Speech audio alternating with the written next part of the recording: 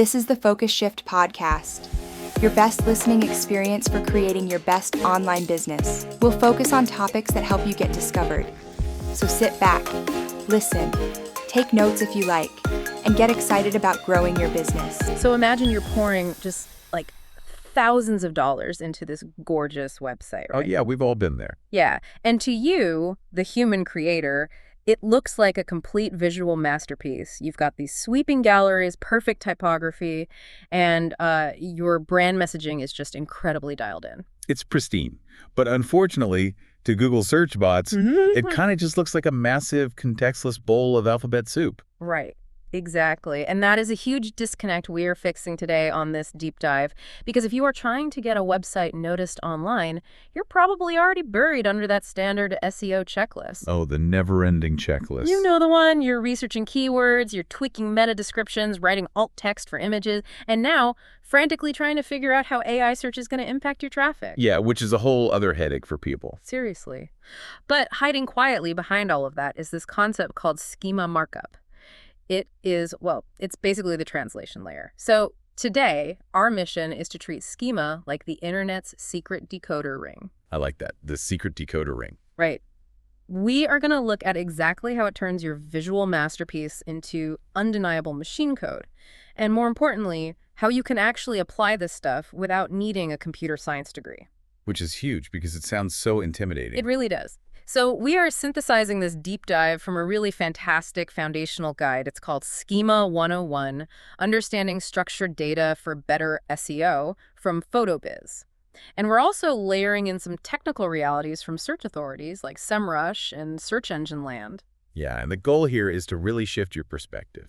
Like whether you are a small business owner just trying to get local foot traffic, or you're just, insanely curious about how these massive AI language models actually map the internet. You just have to stop looking at websites exclusively through human eyes. Exactly. You have to think like the machine. So let's jump right into the mechanism of how this actually works. Like when a human visitor lands on a website, let's say it's a page that says Jane Smith Photography at the top. Classic example. Yeah, and there's a picture of a smiling family and a list of prices. A human instantly connects those dots. They know they are looking at a local service business, they know what's being sold, and they understand the context of the numbers on that page. Right, because humans use intuition. But a search engine, it just sees text characters. It doesn't have intuition. Okay, let's unpack this. Because I like to think of it like going to a networking event. If you just show up in a nice suit, people might guess you're a professional, but they don't know what you do. Right, they're just guessing based on the outfit. Exactly. But if you walk in wearing a detailed, "Hi, I'm an accountant" name tag, there's no guessing. Schema is basically that name tag for your website code. It stops the search engine from guessing. It explicitly defines those characters using a standardized vocabulary. So instead of guessing, it declares this entity is a local business. The name is Jane Smith Photography. This string of numbers is the phone number. But wait, I have to push back on this a little bit. Doesn't Google already know I'm a business if my website literally says photography services all over it? Like, isn't it smart enough to figure that out? Well, what's fascinating here is the concept of context at scale. Yes, Google is smart, but search engines are parsing millions and millions of pages every single day. Which is a massive amount of data. Exactly. And the source actually points this out. We pulled an insight from Search Engine Land, and they note that schema helps search engines classify and interpret index pages more accurately. More accurately. So it's about removing the doubt. Right. It replaces inference with absolute mathematical certainty.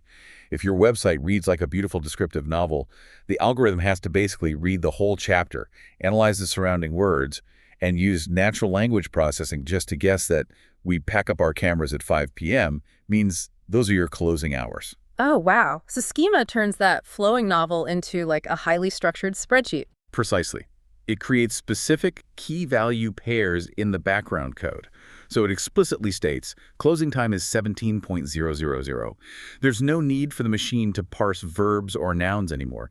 It just reads the cell in the spreadsheet and moves on. Here's where it gets really interesting, though, because we aren't just organizing our code out of the goodness of our hearts to save Google some server energy, right? No, definitely not. There is a very real payout for doing this extra work. Right. Schema doesn't guarantee you special treatment, but it gives search engines the clarity they need to display your content in these much richer ways. Yes, the rich snippets. These are huge. They really are. It's like a VIP pass that lets your website jump the visual queue in the search results. So the PhotoBiz guide mentions a few specific ones, like FAQ results that drop down right on Google, or review details with the little stars. Breadcrumbs, event info, all of that. Even those massive knowledge panels on the right side of the screen if you're searching on a desktop. And you have to think about why Google does that.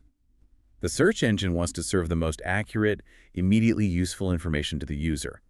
When your data is explicitly structured with schema, they can confidently pull it out and highlight it. Okay, but what about the AI search connection? Because we are seeing AI-generated answers just taking over the top of the search page now. Oh, this is critical.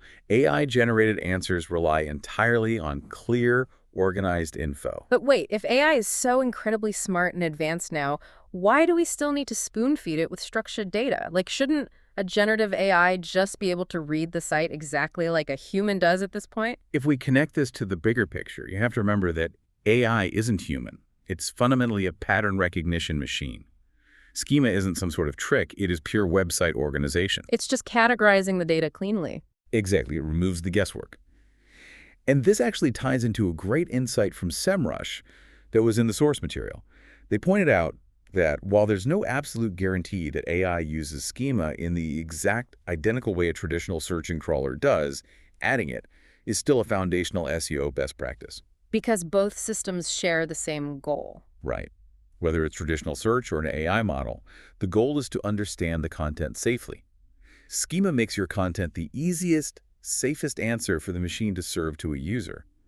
A large language model hallucinating the wrong business hours is a huge liability. Oh yeah, Google does not want to be giving people the wrong directions or bad phone numbers. Exactly. So they prioritize data that has that undeniable structure. Okay, so we know why it's crucial for the future of search. But how do we actually apply this without getting completely bogged down in like an endless encyclopedia of technical tags? Yeah, if you look at schema.org, it is overwhelming. There's schema for medical studies, volcanoes, recipes. It's too much. Right. I don't need volcano schema for my small business. So let's look at the specific schema types that actually matter for a normal business, using the photography examples from the PhotoBiz guide to keep it concrete. Narrowing the focus is definitely the way to go. And for most service businesses, the absolute most important one is local business schema. Which is crucial for location-based searches. So pointing out how a wedding photographer in Charlotte, or say a newborn photographer in Greensboro, or a senior portrait photographer in Raleigh, they all need search engines to know exactly where they are. It defines your physical reality to the bot. Without it, an AI might just broadly categorize your site under the general topic of portrait photography, which makes you invisible to the local client who needs someone this weekend. Yeah, that makes sense. Then the guide highlights FAQ schema, which is so important for service pages. Like, think about the questions clients always ask. How far in advance should I book? Exactly. Or what should I wear to my session? Can I reschedule? So what does this all mean? Like, how does this actually function for the user? Well, I kind of picture these schema types like the aisles in a grocery store. Event schema is the dairy aisle. Local business is the produce section. It just makes it incredibly easy for Google to shop for the exact answers it needs. That's a perfect way to visualize it. You're organizing the store so the bot doesn't get lost. But wait, I do have a logistical question about the FAQ schema. If I have this running in the background code, am I just repeating myself? Like, do I have to write the questions and answers in the hidden code and also on the visible page? That is such a good question. And yes, it has to perfectly mirror what is visibly on the page. Oh, really? Yeah, Google actually penalizes you if you try to hide structured data that the human user can't see on the page. It's all about dual clarity. Dual clarity, I like that term. Right, so you organize clearly on the front end so human visitors find their answers fast, and the code ensures the search engine interprets that exact same information accurately in the background. So no bait and switch tactics. Exactly. Never. And beyond local and FAQ, there are a few other key types mentioned in the source, like event schema, which is great for mini sessions or workshops. Or organization schema, article or blog schema, and product schema if you sell physical things. And review schema is a big one, too. It formats your client testimonials into those eye-catching star ratings. But the guide is very explicit with a warning here. You have to follow the rules and absolutely avoid fake reviews. Oh yeah, faking review schema is a fast track to getting penalized. So, okay, with all these incredible benefits, it is super tempting to think of Schema as a magic wand, right? Like the secret hack that can save a struggling website. It is definitely not a magic wand. Right.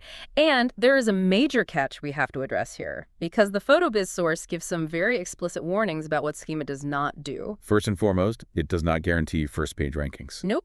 And it does not replace strong content. And it definitely does not fix a confusing or vague website. You need that foundational content first. Who are you? What are your services? Where are you located? If you don't have that, the schema has nothing to explain. So putting Schema on a thin, confusing website is basically like putting a fancy, color-coded label on a completely empty box. That is exactly what it is. The search engine bot reads the label, opens the box, finds terrible content, and leaves. But assuming you do have good content, how do you actually get this code onto your site? Because writing JSON-LD by hand sounds like a nightmare for most people. It used to be a massive headache. You usually had to hire a developer. Right, but the guide highlights the PhotoBiz solution, which is that you don't have to code from scratch anymore.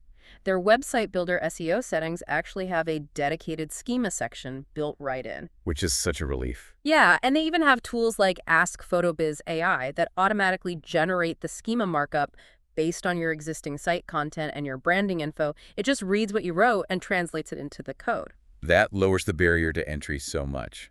But as a best practice, you always need to keep it accurate. Update it when your business details change. And always, always review AI-generated schema before you actually publish it, just to be safe. Absolutely. You can't just blindly trust the AI to summarize your services perfectly every time. Which, okay, wait. That actually brings up kind of a weird thought. If Ask PhotoBiz AI is writing my schema, and then Google's AI is reading my schema, are we just completely cutting humans out of the loop here? Are the machines just talking to the machines? This raises an important question, doesn't it? It feels a little dystopian when you phrase it like that. Right. I'm having a bit of an existential tech crisis over here. Well, don't worry just yet, because the human element is still the substance. The guide has this great golden rule. Good content gives search engines something useful to understand. Schema helps explain what that content is. You need both. You need both. Okay, that makes me feel slightly better. Right. The machines are just handling the delivery logistics. They are organizing the boxes and shipping them. But you, the human, you're the one creating the actual value inside the box. Okay, the human is the manufacturer, the bots are the delivery drivers. I can live with that. Exactly. Well, let's bring this deep dive to a close. We have covered a lot of ground today. We started by looking at Schema as this label system that translates human text into machine context. The secret decoder ring. Yes, the secret decoder ring. We saw how it powers those rich search results, how it basically future-proofs your site for AI search by giving the algorithm safe, structured data. And we learned that it works beautifully, provided you have strong, clear content to begin with. Exactly. Plus, with modern tools like we talked about, you don't even need to know how to code to use it. It's never been more accessible. So here is my challenge to you, the listener, for today. Look at your own website through the eyes of a machine. Take the human intuition out of it. Right. Are you making search engines guess who you are and what you do? Or are you providing the answers clearly with structured data? The great question to ask yourself. And it leaves me with one final, slightly provocative thought for you to mull over after we sign off. Oh, let's hear it. We've spent this whole time talking about how to help search engines and AI understand your website perfectly. But if search engines and AI get so good at reading your schema that they can instantly answer a user's question right there on the search results page without the user ever needing to click your link, what happens to the traditional website visit? The zero-click search. Exactly. If the machine just gives them the answer, how will you evolve your digital presence to ensure people still want to actually experience your brand firsthand? Think about that. We'll catch you on the next deep dive. The Focus Shift podcast is presented by PhotoBiz, the best website solution for photographers. Whether you're launching your site or scaling your online business, PhotoBiz has your back. To get started for free, visit photobiz.com today.